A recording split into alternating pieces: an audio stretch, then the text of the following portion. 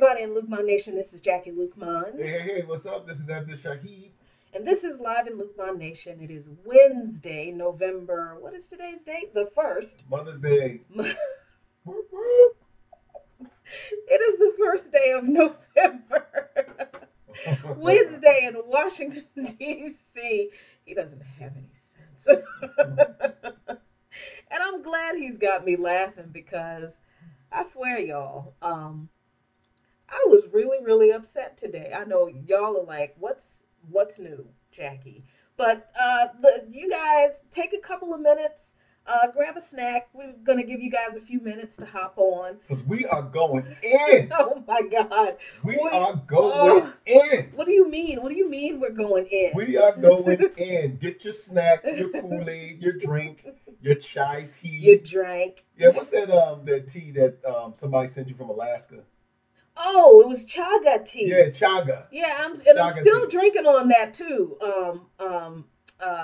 Uh, Carol, thank you, Carol Ann. That a friend, a Facebook friend of ours, sent me that last year, and I'm still drinking it. Still drinking on it. It's delicious. So thank you.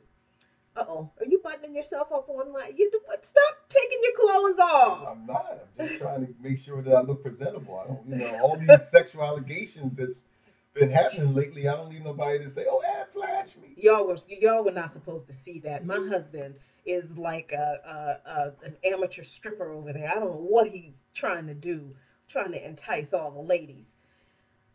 Anyway, so this show is called Inside the Delusional Minds of Neo Progressives. And I'm really not even going to waste a whole lot of time with Emphasis on neo emphasis progressive, right? on neo, meaning new, meaning y'all are new to this game, meaning you didn't come up with any of this, meaning you aren't the ones who discovered Medicare for all, meaning you aren't the ones who discovered, oh, we need to expand the social safety net. Neo meaning new, meaning y'all didn't make this. Y'all didn't come up with any of these ideas. Bernie Sanders, all he did, all Bernie Sanders did was espouse ideas that were an expansion on existing or on former New Deal era policies. That's right. That's why, if you remember, my neo progressive friends. Some of y'all are friends, some of y'all are, a whole lot of y'all aren't. And by the time we finish this broadcast, a whole lot more of you won't be. But what else is new? But what else is there? Ain't nothing new. This is why when during the DNC primaries, when the roll call was was going on for the delegate votes during the primaries. Remember, we were all in Philadelphia at the Wells Fargo Center, and some of us were inside, Hmm. and the Bernie delegates were Yep, inside that's right. protesting inside, and those of us on the outside were protesting outside, and we were covering the protests outside. Did you listen to what Bernie Sanders' brother said about Sanders? He said that our parents would be proud of you. Our parents who were New Deal Democrats would be proud of you because you are carrying on the tradition of New Deal policies. The idea that progressives have Hmm. with the policies that many of them are espousing, none of these policies are new. Not really. They're not. The idea that the government should be responsible for expanding and strengthening the social safety net, not only the social safety net, but that the government should provide for adequate education and that the government should provide for adequate and the modernization of public utilities. That was all done between like 1900 and 1920. You mean something that was stated in one of our early documents about the common welfare of people? Uh, we have a document that says that. Yep. Provide for the common welfare, right? Is that what document is that? Uh, is that the Constitution? Is it in the Constitution? I believe. What I'll look it up though. is it? What? Because Huh? we want our fact. We want what we say to be correct. So I will Yeah, look that up. yeah. It's in the But Bill of there, Rights. yeah. It's in the Bill of Rights and the Constitution. Um, so the idea, new progressives, and I say new because many of you have come on to this progressive policy train since Bernie Sanders, since his campaign, and especially since he talked about um, Medicare for all, expanding Medicaid to so that everyone can have Medicare or health access to health care, health insurance, and expanding free tuition or at least reducing tuition so that everybody could afford to go to college. Y'all are new to this.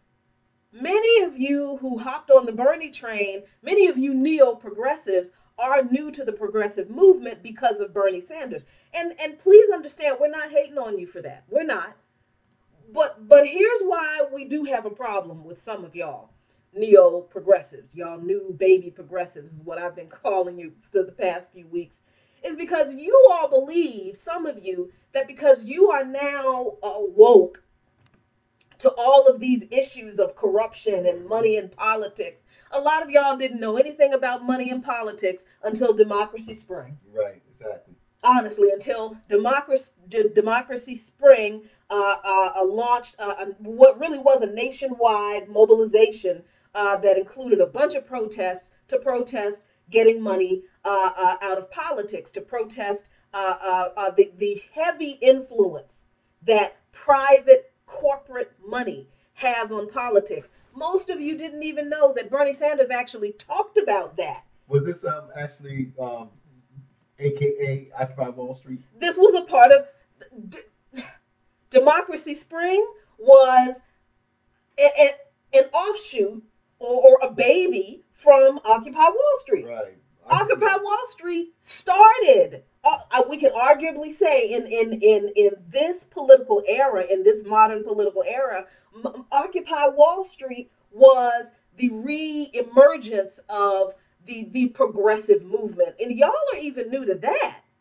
You all are so new to progressive politics that you weren't, most of these people weren't even a part of Occupy Wall Street, That's have true. no idea what it was about. And Occupy Wall Street ended up having the same problems that you all are exhibiting today, some of the same issues. So, boys and girls, grab your blanket, get your grab your bottle, and Jackie is going to read you a bedtime story. Prepare to have your feelings hurt. Prepare to have your feelings hurt because I'm tired of y'all. I'm really sick and tired of some of you neo progressives who have come into the progressive activism, progressive political space, acting as if you know everything and you have all the damn answers. You don't. Most of you don't even know what the problems really are. And most of you, and here's the thing, most of you don't even know what the problems are because you don't want to listen to the people who do. That's your major issue with some of you neo progressives right now. Some of you who are, smash the patriarchy and smash the establishment, and you can fire off all these trendy hashtags that you use on Twitter, but you use these hashtags, smash the duopoly, smash the oligarchy. You've learned some fancy new words and you put hashtags on them, but you use them when you are posting information and memes that come from people like Alex Jones and Mike Chernovich. And what's that liar's name? John Prosobiec or whatever it is. These are all people Sounds who like a backyard virus. he does sound like it does sound like a little virus. See, because that's what he does. This guy who the Prosobiec, however you pronounce his name, somebody help me get it right. I know you will. He is known for staging fake events or staging false, what do you want to call it, propaganda He's a super troll. at leftist events. He is a super troll. He will go to an event that a left-leaning organization will have, an anti-fascist, an anti-racist organization will have, and he and his bunch of super trolls will go there and real quick pull out a banner, open the banner up, and the banner will have some messed up crap on it, trying to smear that particular leftist group of people with this, really messed up, problematic group of people, like they did in Columbia, at Columbia University this past weekend, where there was a protest. Some people who were involved in the local anti-fascist movement were at the protest. Prosoviec and his bunch of racist trolls went there, had this banner that said something like, no white supremacy, no pedo bashing, and no Mike Chernovich. Now, Mike Chernovich, we all know the problems we have with Mike Chernovich, and I'm gonna get to him later, and why he's so important in this whole mess with y'all. But it's the middle sentence that's the problem, right? Because the middle statement is no pedo bashing. Well, pedo bashing means no bashing of pedophiles. And the banner had the logo of NAMBLA, National Association of Man Boy Love, or something. It's a pro pedophilia organization. So this super troll, who is known for propagating false information about leftist groups using social media, gets his bunch of folks, goes to this protest at Columbia University where members of the anti-fascist movement are. They ask people who are there real quick, hey, hold this banner real quick so we can get a picture. And these people are like kind of clueless as to what's going on until the picture's taken and the video is taken. 8 seconds of video. Exactly. They upload that video with that fake banner that they create, smearing Antifa, which again is not an organization. Antifa is a movement. It's a tactic. It's a way to disseminate information. It's an ideology. It's not an organization. But the purpose of them doing that was to connect Antifa with pedophiles. And they did it because this Prosoviec person, posts the video on Twitter.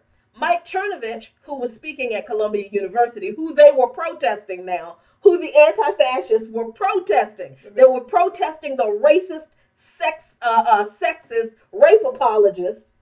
So the racist, sexist rape apologist Mike Chernovich retweets the post from Prosoviec and says, see, this is what Antifa is all about. They're for the pedos. And some of you neo-progressives ran with that foolishness. Some of you have retweeted that thing and have reposted that thing and shared it and have spread this smear of an anti-fascist, anti-racist movement. Why? Because you would rather believe someone who is a racist, who is a rape apologist, and who is a known troll, a known a propagator of false information against leftist groups. You'd rather believe them. Why? Because the only standard you have is that they allege that they're anti-establishment. That's why you believe them. The only thing you care about is that they say we're anti-establishment too. You don't ask yourselves, what else do you believe? Because, see, I've heard, Chernovic, that you are a white supremacist and you're a racist. So tell me what it is you believe about white supremacy and racism. And you don't even need for him to tell you, because what he believes is right there on Twitter. It's right there on Facebook. It's right there in interviews. But you believe him over us. And this is the same problem we had months ago. This is why he is so important. Not because he is important, but because this guy keeps popping up. It's very interesting that a few months ago, he was the center of another controversy among these neo-progressives, where somebody, Caitlin Johnstone, uses him as like the worst case scenario of the type of people progressives should be okay with working with. And when black activists tried to tell her that example is a horrible idea, why? Because he's a racist, and he's a rape apologist, and why the hell would progressives want to work with him? Then we were smeared as divisive. Our friend Noah Shanga was called violent because she challenged the narrative and the example that this person used. We were called all kinds of names. We were told we were divisive, but y'all believe the racist. That's what some of y'all did. That's what some of y'all neoconservatives did. You would rather believe the white people who are racists, white supremacists, ethno-nationalists, alt-right, new right. Those are all of the euphemisms that exist now for racists. I think we got an image of that right there. Oh, do we have? We do have an image. Let me see if I can show you this image of this thing that I'm talking about. Let me get the window capture up and see what I can come up with. Yeah. So this is the protest that happened at Columbia University over the weekend. This banner is not a part, the people who were holding this banner are not a part of the protest that was held against Mike Chernovich. Right. Mike Chernovich was speaking there.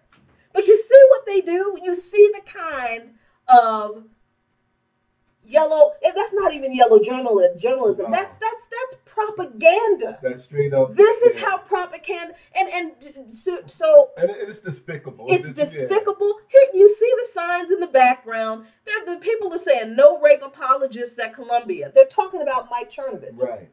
So how does it even make sense, y'all, that a bunch of people would be protesting against a rape apologist speaking at their school, but at the same time they'd be opposed to people bashing pedophiles? Get the hell out of here. And then it's like people believe that garbage. And I mean, people we respect. People we know. Yeah, they're like, oh my God, I knew Antifa was messed up. No, you're an idiot. You didn't know Antifa was messed up. You're an idiot. And I'm beginning to think that some of you are actually racist yourselves. Because if you don't have a problem sharing information from people who are known, avowed racists, explain to me how I'm not supposed to think that you are a racist too.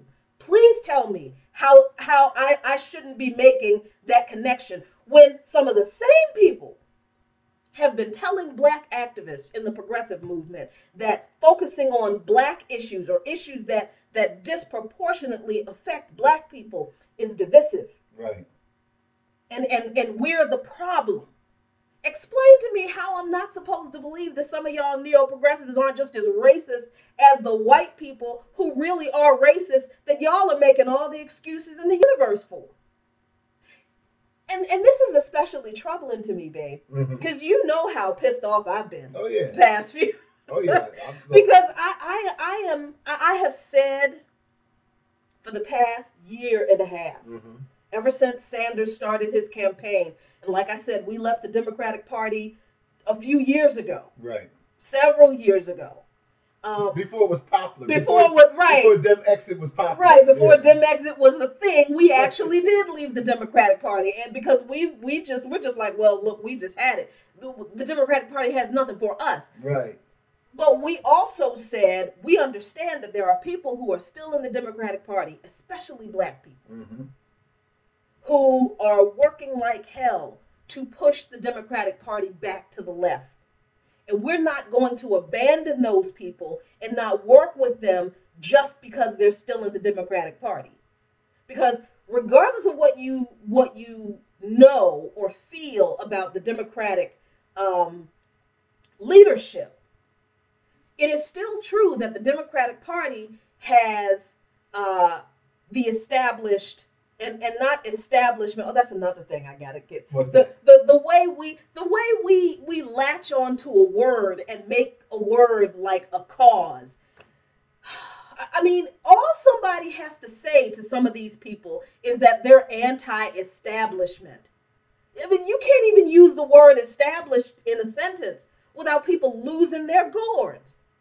The fact of the matter is the Democratic Party has the established apparatus.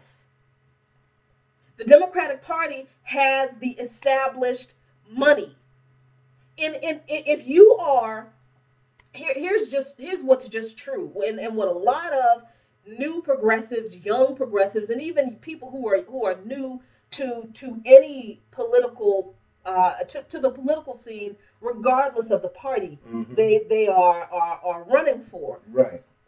If you're not a conservative, you can't get elected. You can't get on the ballot. You don't get mentioned. People don't get a chance to vote for you if you don't run as a Democrat in a lot of places in this country. I understand that we hate the Democratic Party leadership and they're corrupt and they're all old and they all need to go. We absolutely believe that's true.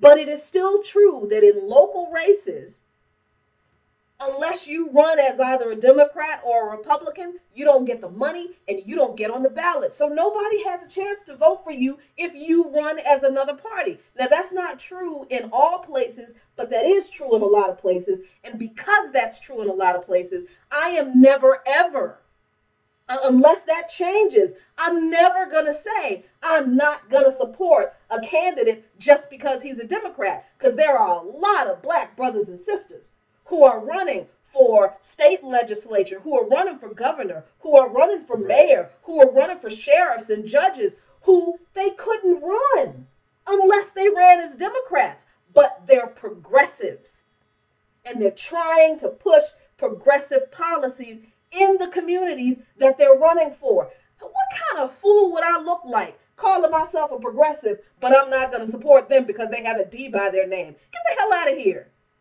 But see, that's what some of you all are espousing. And while I understand Dem exit on a national level, you would be hard pressed to get me to vote for another Democrat Right. for Right. president. But I do believe that one of the ways we can push the Democratic Party back to the left is to get more progressives in state level and local level Democratic offices. That's one of the ways to do it. It's not the only way, but it's one of the ways that it has to be done. So I just any progressive who claims to be so politically astute and they know all of this stuff about this conspiracy and that conspiracy and this is how the shadow government and the deep state is doing stuff. How is it that you're that well versed on the deep state, but you don't even know how local politics work? Explain that to me. And I'm supposed to take you seriously? Right, and not only know what how local politics work. It's one thing to to say that you're against the DNC or you're against the Democratic Party or you're against candidates because they have a D by the name. But what other alternatives have we built up? We have spoke on the show a few times about a lot of us believe in third parties, but yet you have the Green Party for example that is situated in different areas, different states, and they're basically like traveling along on three wheels because there has not been enough investment in the Green Party by progressives with their ideas and their time and their money in order to make it a viable alternative for those who had got fed up with the DNC. So right now, unless we're willing to put all of our efforts, and even in building a viable third party is going to take time. As much as we hate to say this, many of us can't give up on the Democratic Party right now because there's no viable alternative. This is the reason why we kept on saying that unless we start doing these things, we are constantly going to lose elections. We're constantly going to lose votes, and our candidates are going to lose votes because if most of us stay home because we don't want to vote Democratic, the Democratic ticket, then I mean, what other alternative is? And then it's not just about us. Politics as a whole is about mobilizing people. Right. It's about mobilizing the disenfranchised. I thought that's what we progressives were about. So now it's about mobilizing the disenfranchised.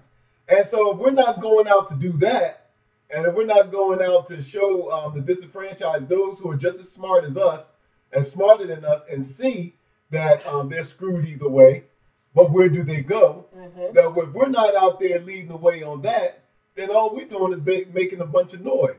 Um, I heard something too about you. What did you hear about I me? heard that What you did were you hear a hardcore Antifa apologist. Say that isn't so. Say that isn't so.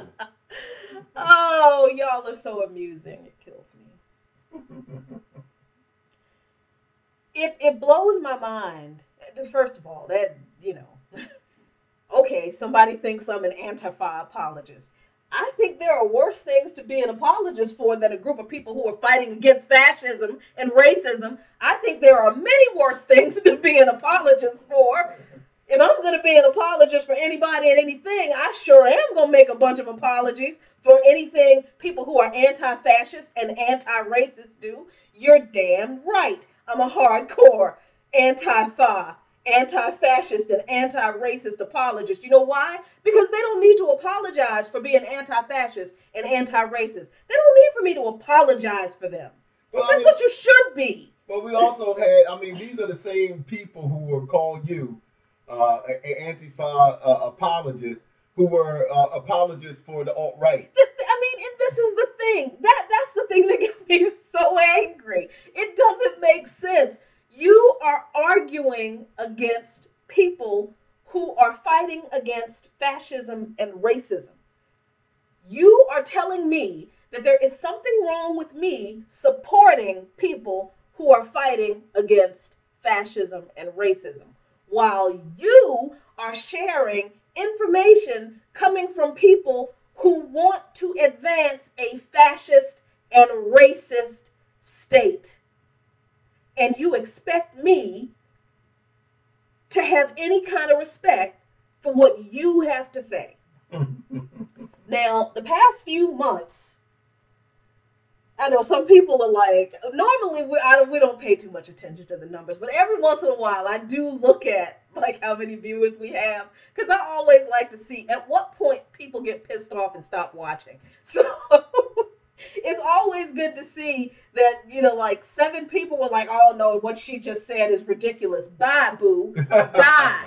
Because honestly, if we have to sit here, and by we, I do mean black people, because let me explain to you why this is such a big deal. I have gotten to know and have been introduced to and starting to work in different ways with black politicos and activists all across this country.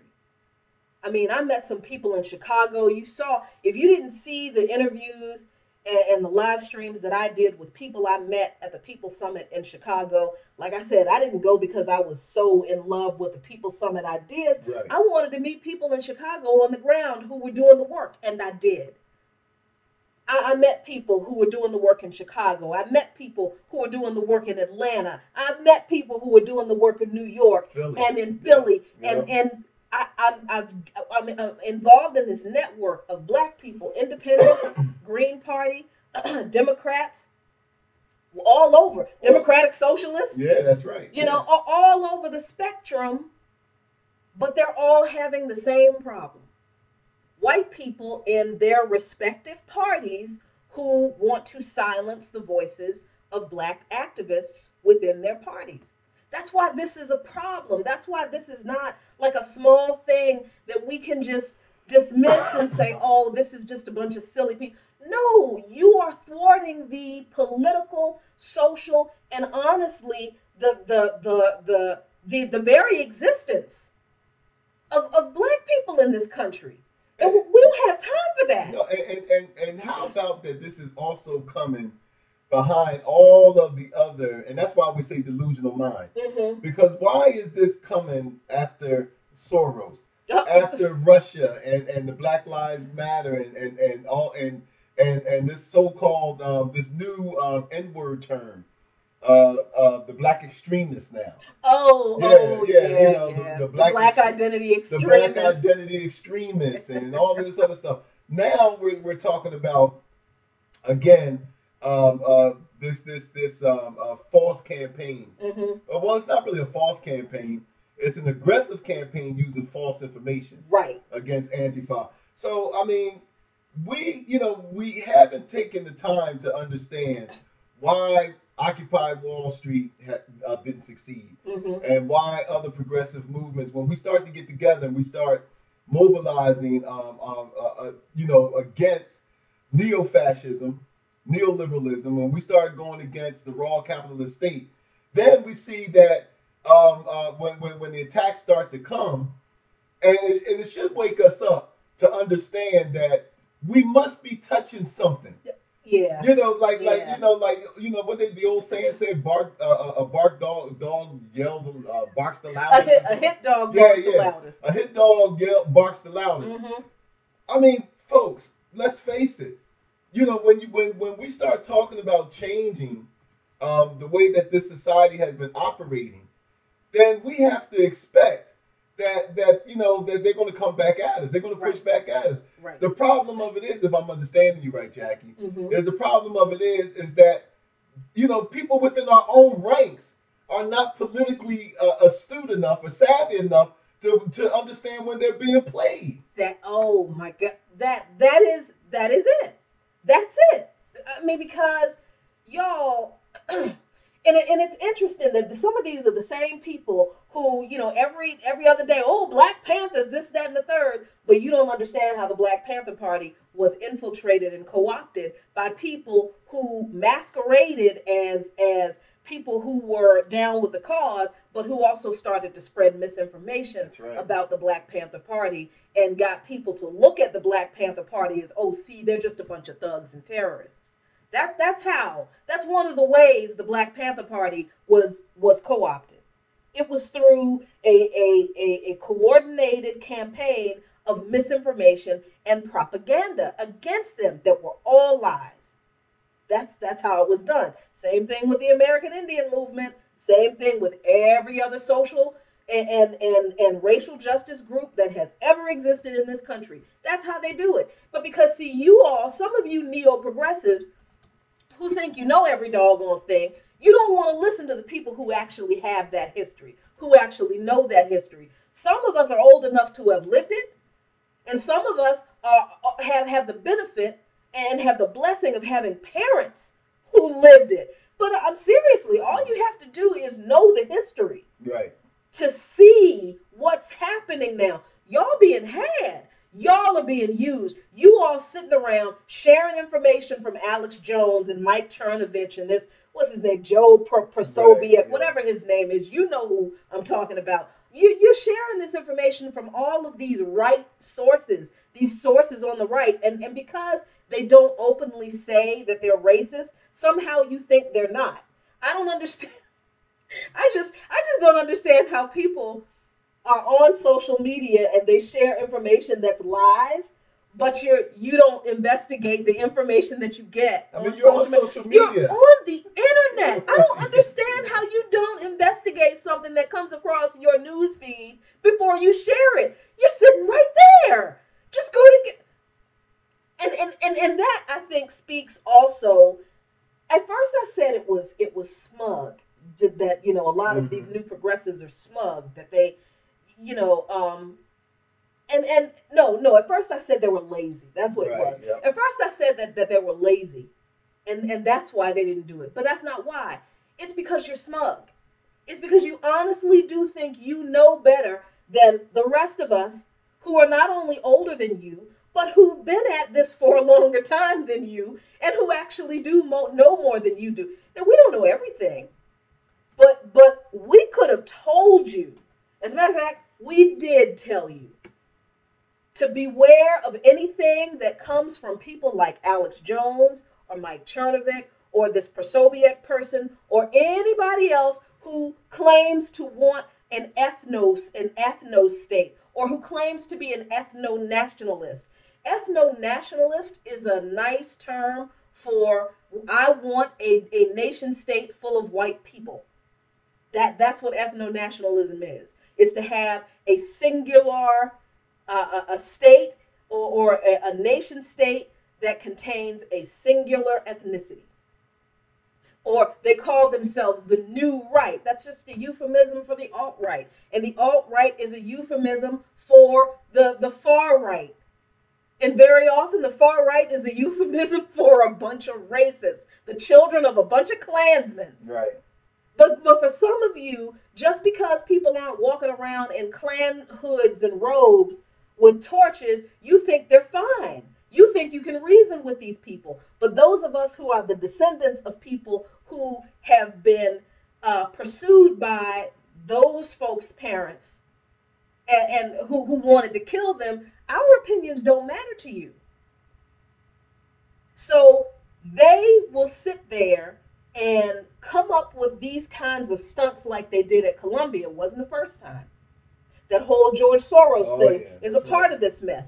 Somebody actually created this meme, and let me tell you how smug these people are. Mm. The article I wrote for Medium, which addressed much of these issues, many of these issues in the progressive movement, I intentionally put that Soros meme as the Right, I thumbnail, remember. because I knew what people would do. Instead of actually reading the headline and reading the article, people just responded to the meme. So they didn't read that I was actually pointing out the racial hypocrisy that exists in the progressive movement, Wish they would have gotten if they read the article. which they would have gotten if they had just read the article, because they think they know so doggone much. They just responded to the meme. Oh my God, Jackie, you're just full of crap. No, but see, the point is that if you saw this meme and if you shared it without investigating that the meme is a complete lie, then you're the problem. But see, so many in the new progressive movement, so many neo progressives don't think they're the problem. As long as they get some information in their news feed that validates their opinions, and the validation of their opinions, it doesn't even have to be anything deep. All somebody has to say is, well, this event is a false flag. And because you are new to conspiracy theories since last year, then that person is your new hero and source of valid information. And it's from a website that didn't exist until 2 years ago. I have a few comments that I want to read out. Yeah, what you got? Well, Helen Gaskins, she says, no parties anymore. I'm independent and I vote for the person, not the party. Michelle Novello, our good friend Michelle Hey, Novello, Michelle. she says progressives should have learned their lesson with that when Hillary claimed to be anti-establishment, but they have selective judgment and no critical thinking skills apparently. Zero. And Deborah Patton Bell, she said, when I see this shot, talking about the shot that you put on with the banner, Uh I always say, oh, sorry, I'm still anti-fascist. There you go. Good for you. huh. Yep. And so, I mean, no, it seems like our friends on the same page. That and could you address this for me? What's that? This whole thing of divisiveness, right? Oh, Lord Divisiveness. Jesus. Now, identity politics, all these other things are always divisive and all this stuff. But I mean, help me here. Help me out here. It seems to me that there is an intentional plan at causing division with the signs and Mm-hmm. what we were just talking about, Mm-hmm. and the fact that we are being played. And so, could you address really, because I'm having a hard time trying to formulate this, those of us who want to see a true progressive agenda, Mm-hmm. those of us who know that we have to be unified to promote a true progressive agenda, what can we do to protect our rights from this stuff? I mean, the divisive thing. That's a great question, and it gets down to the core of this entire discussion. And it gets down to the core of something we say all of the time. I swear we must say it every week. Um, this progressive movement is not going to get anywhere if you do not listen to black people in your movement. You're not. You're not going to win anything. You're not going to get anywhere. You're not going to get Medicare for all. You're not going. If you continue to ignore and marginalize black people who are pushing for progressive policies, you will never get anywhere. I Um, mean, the days of black people being seen and not heard is over. but people in every party continue to do that, and we intentionally don't talk about the GOP, right? Mm-hmm. Because the GOP is obvious. The Republicans are obvious. So we don't why waste time talking about the obvious Yeah, stuff? well, I mean, We're we not put going our to do it. hands out to the Republicans, they just cut it off. Right. They're like, we don't need your hand. Pat. you know. And the Republicans don't waste any time going out to get the black vote because they honestly don't care. So why should we waste it? I'm not wasting it. The Democrats, that's a different story. Like I said, we've got people, there are people in the Democratic Party who are pushing for progressive policies within the party, and we're fine with working with those people to help them win their local races so that they can get those policies enacted. But we've got people who black people in the Democratic Party who are still being shut up Mm-hmm. by white people in the Democratic Party.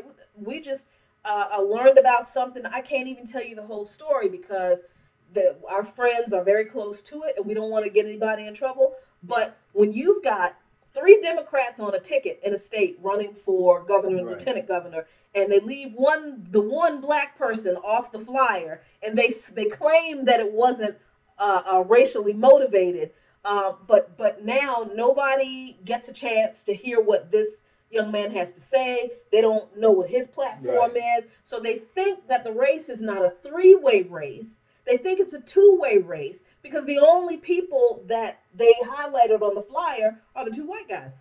Black guy's voice completely gone. That's what the Democrats do. And then you have Democratic people, the individuals, Right.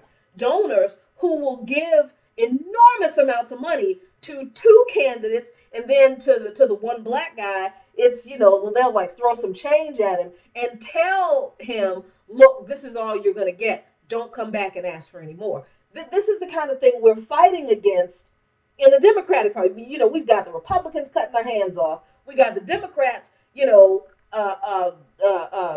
throwing crumbs at us from underneath the sofa when we're trying to fight for our people. And you would think that progressives would be better than that, but we're not. It's Yeah. great that we're not focusing on parties, that we're focusing on people. But when we have people in so-called progressive circles telling black activists that every time we talk about pushing for policies that would address issues that disproportionately affect black people, Mm-hmm. that we're being divisive, y'all, you're doing the exact same thing the Republicans do. You're doing the exact same thing the Democrats do. Divisive among progressives now, among the neo progressives. That the word divisive is like the new N word. Well, it is. I It mean, yeah. is. It is. I mean, if you want to shut black activists up in the progressive circles, all you have to do is say, well, you're being divisive. Well, yeah. Shut up the black activists who don't who are manipulated by that term. Right. But Right. it's funny. I was going to just say about the candidate you mentioned. Uh huh. When I first saw that, I thought about who's the black Charlie Brown character in Charlie Brown. Franklin. Franklin. And there was a meme going around where they had a Thanksgiving dinner, Uh huh. and all the white Charlie Brown characters were sitting next to each other, and Franklin was on the other side by himself with a plate. I Right. thought about that, Right. and I said, not only was he treated like Franklin, but like you said, Jackie, even the funding and I say that because Robin Henderson Crawford, another good friend of ours, said Mhm. that now is the time to invest in independent journalists. Stop Mhm. sharing mainstream media propaganda. But see, we look at independent journalists mainly as being white. Right. You know, Right. see, even in the progressive circle, we look at mainstream media, we look at independent media journalist sources as being white. So what happens is they get all the money. Mhm. They get on because they're taken more seriously. Then you got platforms like ours and the Noah Changas and others, And Benjamin and Dixon. Benjamin Dixon and others who are black, African American, and we are also in the circle. We consider ourselves Yep. independent journalists. Jamu Baraka. Oh my God. Jama Baraka, we don't get the same kind of love all the time. So what is that about? So we even have to challenge ourselves a lot of times, like Jackie said, about how do we view this so-called progressive organization that we have. because we see it at the highest levels, and we see it on the levels that we're in right now too. To the fact that even when you was in Chicago, and Mm-hmm. you had all of these white progressive organizations that got the money and they Yep. getting the money, Mm-hmm. but guess what? It's like a big trough, and they're all fat pigs sitting around eating out the trough, and us little black independent journalists trying to get through and trying to sneak in, and these big pork asses is blocking us out of getting the money out the trough. Mm-hmm. So we really need to not only examine our own inherent biases, even with the media consumption that we take in and who we take it from. Because to be honest with you, the only way that a lot of these black independent journalists have been able to even be on some of y'all radar is the fact that they got the tap dance. Yeah. Y'all know what tap dancing is. I ain't gotta explain that. Mm-hmm. They got a tap dance, and guess what they do? In order to get on y'all radar, they got to ignore their community. Yep. They Yep. have to ignore the community that That's they right. that they at first got into it to like Jackie and I have done to give voice to our community. But because of the competitiveness of finances and Mm-hmm. those type of Mm-hmm. things, they have to play the same game. Because they have to ignore their community too. So we really do have a lot in stake of reorganizing and really just looking at ourselves in the mirror and speaking and being honest with ourselves. Yeah. I mean, if it's interesting that when you look at the progressive era, which was that period of Mm-hmm. time between like 1890 something and 1920, when which was it, Theodore Roosevelt was president, and then to when Woodrow Wilson was president, there was all of this progress in in advancement of science and technology and modernizing education and improving healthcare and expanding services that would benefit everyone in society and in regulating out of control and manipulative and greedy industrialists and yeah, that all happened in this country. We had a period of time where we did that, and that was on not only a period marked by increased grassroots activism, union growth, union membership growth, national support of unions, and the advancement of workers' rights, the advancement of women's rights, and the enshrinement of a lot of these progressive ideals in policy that was pushed by Congress and the White House. Um, the problem with the progressive movement or the Mm-hmm. progressive era was also the problem that a lot of the neo progressives have today, and the Democrats have, and the Republicans have. It was racism because a lot of that progress didn't happen to black people because the people who were progressives in during the progressive era, they didn't want to do anything for black folks either, just like some of the neo progressives don't. Just like some of the Democrats today don't. Racism is the problem in this country. Yes, capitalism is an enormous problem. Yes, it is. But if you understand that white supremacy is basically capitalism that is driven and weaponized by racism, and that you can't have white supremacy, you really can't without both of them. Not in this country, because it was through racism that capitalism was allowed to grow in this country the way it did. King Cotton became King Cotton off of the labor of slaves who were African and of African descent. And in the colonies, they decided to make a difference, a distinction between all indentured servants, European, African, wherever they came from. They decided to make a legal distinction between an indentured servant and a slave. And slaves became African. And it was off of the free and forced labor of the enslaved Africans and their descendants that capitalism made the wealth that this country grew from. So we can talk about how we all want to push for progressive policies. We want Medicare for all. We want free college tuition. We want modernization of these services. We want this, that, and the third. But unless we deal with racism in this country, unless we deal with the fact that black people are disenfranchised disproportionately and specifically by certain policies, unless we deal with those policies, none of you are getting anything else you want. That was true back in the 1920s. Because, see, what's happening now, and we're going to wrap up with this. This is the reason so many white Americans, working class white Americans, are hurting right now. Because the racism that was allowed to propagate in the 1920s through Jim Crow, because Jim Crow was established in around 1863, 1890, something like that. Yeah, right after Reconstruction. Right after Reconstruction. So Jim Crow grew at the same time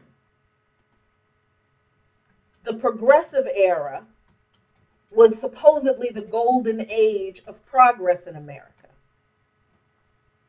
Because this country literally did not care that progress didn't come to black people at the same time that it came to everybody else, now the incomplete work of progressivism that was done in the 20s, now it's catching up to you.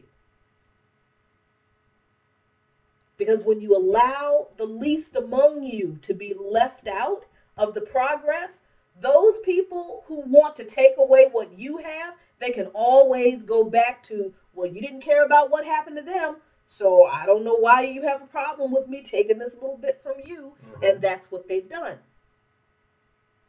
So, no, neo-progressives, we don't have time for you to continue to make excuses for people like Chernovich and you want to work with people who will advocate for ethno nationalism. Yeah. And you can work with the alt-right to get Medicare for all. You do that. You go right ahead. We have other work to do that clearly does not involve you, because our fight, continued, persistent fight for equality and justice in this country, obviously isn't important to you. So, do we have some more comments over there? This guy, Don Bennett, he's busted my chops about, what is the definition of neo-progressives. Then he said it's a made-up term. Well, Don, look, all terms are made up, and it fits the narrative of whoever wants to make the terms up. Neo-progressive is our term, and yes, we made it up to define what we were explaining that affects us. And see, this is the thing. I'm hoping that Don is asking in good faith, but if you're not, it's a made-up term, and it's a term, like I said, that we use in order to define how we see it. And if you've if you viewed us before, you know that we do that a lot. But we can also back that up too. Mm-hmm. So we have Evelyn Walters. Hi, Evelyn. Yep, she said you're 100% correct. Robin Henderson Crawford says neoliberalism is the worst, and that's true. And I like this. She said my racist radar works great. I love the word dance. Everyone should have a racist radar. Yep. Too few people use their racist radar. And our good friend Kia Hardy, and anti-Antifa is Proof-Fa. Screw that crap. Anti-Antifa is Pro-Fa. That's basically what people are saying. That if you have a problem with anti-fascist groups that are actually fighting fascism and racism, then you're saying that you're pro-fascism and racism. What? Why would I, as a black person, want to be bothered with you? Yep. So, thanks for joining us tonight. on our Wednesday night edition of Coffee, Current Events, and Politics live in Luqman Nation. We will be back on Sunday night at 6 p.m., where we'll continue our discussion on what the Black church can do to re-engage itself in the 21st century struggle of Black liberation. Share this video, like us on YouTube. We are on Twitter, and obviously here on Facebook. Look for Luqman Nation on all those platforms. We are on Patreon. Consider becoming a patron of Luqman Nation. Support us. Even if you give us $1. Look, I'm so glad you said that. We have 4,500 people who allegedly like this page. If 4,500 people all pledged $1, do you know we would not ask for any more? I mean, you know what kind of content we can do. We got this documentary. We'll wrap it up, but you know. Yes, and we are also about to do our second trip to Baltimore to where we're filming our documentary. We're aligning our interviews up. We are getting our treatment together. We are doing this thing. We are producing our documentary, Baltimore After the Fire. I know that you think you know what the content of this documentary is going to be about, but I guarantee you it's not what you think it is. But we do need your support to pull this documentary off. And right now you can support us on Patreon, but later this week we will have a separate GoFundMe up for funding for our documentary, Baltimore After the Fire. Stay tuned for that. We're out, y'all. Thank you very much for watching. Have a great night. Be really good to each other. Peace. I'm so glad we had this time together. Baltimore is burning, but as the fires continue to burn, people here left asking if the police have done enough and whether this violence is really about the death of 25-year-old Freddie Gray. It has been a night of chaos, violence, lawlessness in Baltimore over the death of Freddie Gray. Right now, the National Guard is on the scene trying to restore peace. And as we said, all public schools are closed today.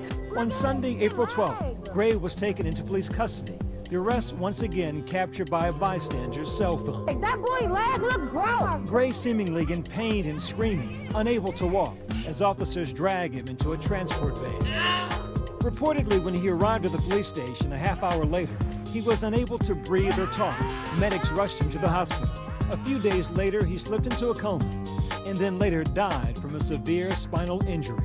Baltimore's poverty rate is nearly double the national average. The unemployment rate among young African-American men hovers around 30%. High school graduation rates for black males are devastatingly low. A lack of access to labor markets, healthcare, housing. It has chronic severe drug and crime issues. One of the highest violent crime rates in America. Since 2011, the city of Baltimore has paid out close to $6 million in court judgments or settlements to victims of police abuse. So far, there have been more questions than answers regarding his death.